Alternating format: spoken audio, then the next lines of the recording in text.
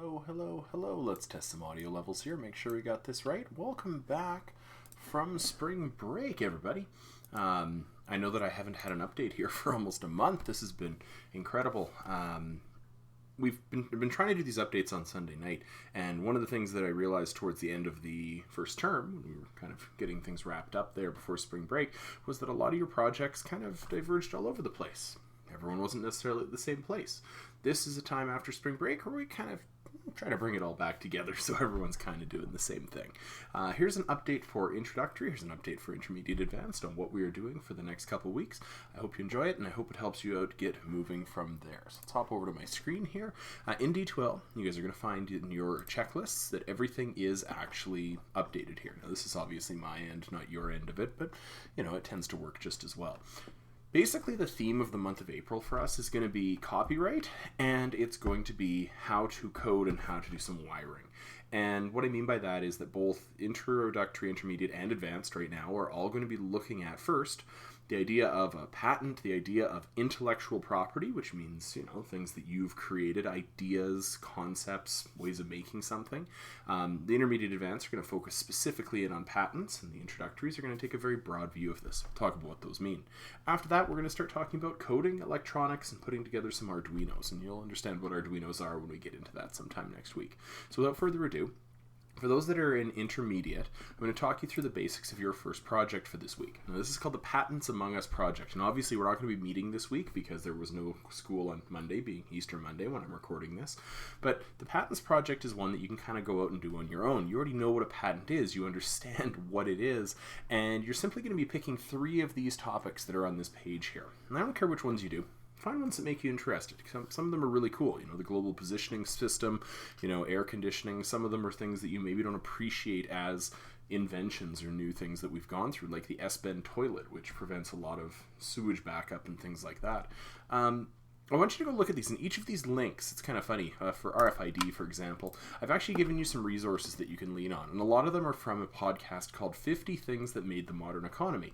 And it's a podcast about things, the history of how stuff is made. And it's absolutely fascinating. So if you want to listen to a couple of these, most of them are about 20 minutes long, you can probably get through this assignment really quickly, because I want you to look at 3 of these. And again, this is intermediate. This is an intro. The intermediates are going to answer the following questions, and I don't care how you answer it. Document, all good. Slideshow, love it. Drawings, be my guest. What is the invention? Specifically, what is it? Not just the name, but you know, what is it? Why is it an invention? Why does it exist? What does it do? When and where was it invented? And there might be more than one answer to this. So, for example, you know, some pieces of this, such as Gutenberg press, batteries, there may be a bit of a longer, more complicated version of this in terms of when it was first invented, when it was kind of got to a place where it could be used commercially, where it could be sold. There might be a couple different answers to this one, and if there is a longer, more convoluted answer to this, absolutely give it. I'm really interested in seeing what you find in your research.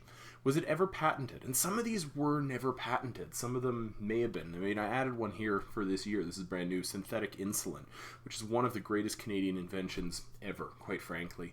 And it is a really good topic in how we patent things, how we look at it.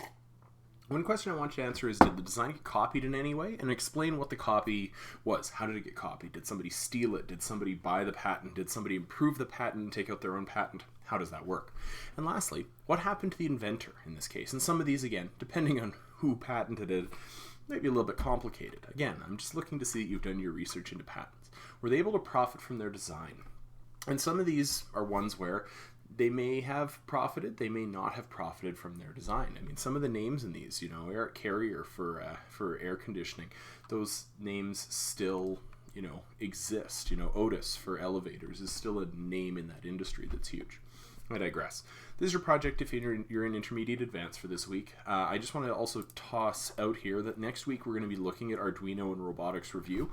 This is a little bit of a review from your Arduino module and introductory. If you want to get a head start on this, by all means, the lessons are all listed here, and they link up to the tutorials on how to actually do them. I apologize. I'm going to fix that link for the first one for Blink, but all the rest of them do work. I have confirmed that.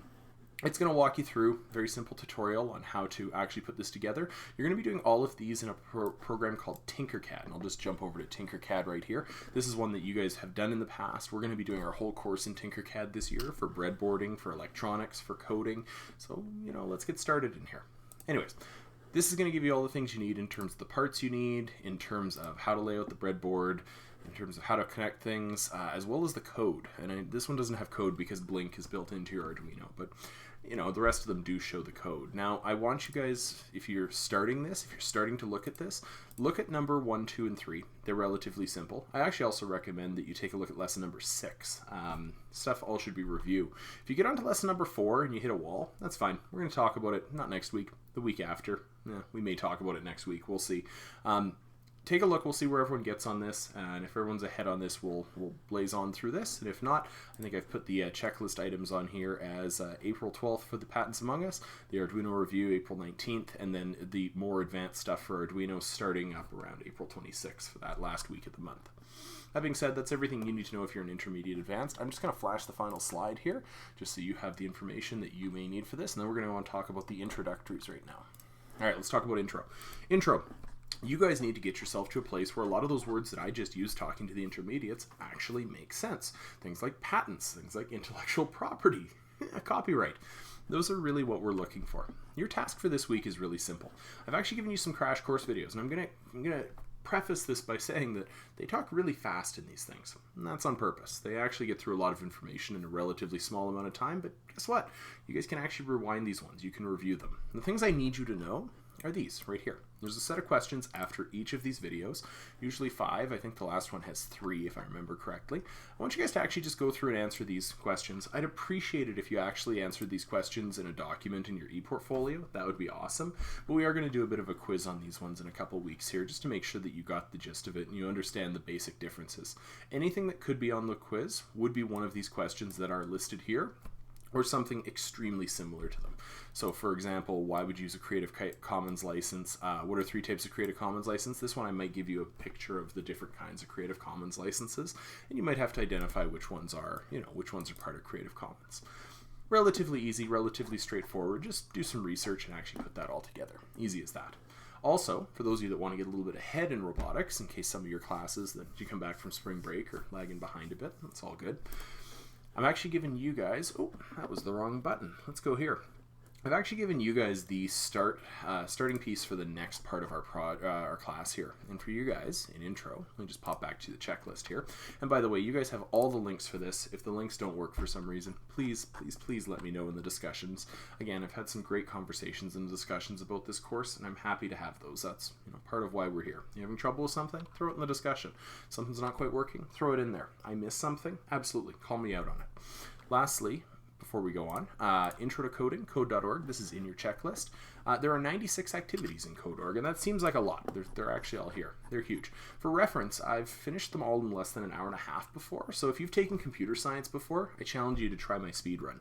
All you guys have to do, and I've left instructions right on here, you guys actually have to go and just follow these steps that are in the checklist. Really easy. You're going to make an account.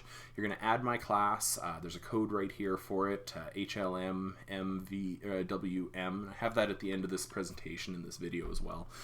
Go ahead and add me, and you're going to be doing the code.org Accelerated Intro to CS course. That's computer science. For those that haven't followed along here before, haven't done this before, ignore the unplugged activities. Again, this is something that technically is for next week, but if you feel like getting ahead, these are actually really cool because a lot of these activities walk you through the basics of how to do code.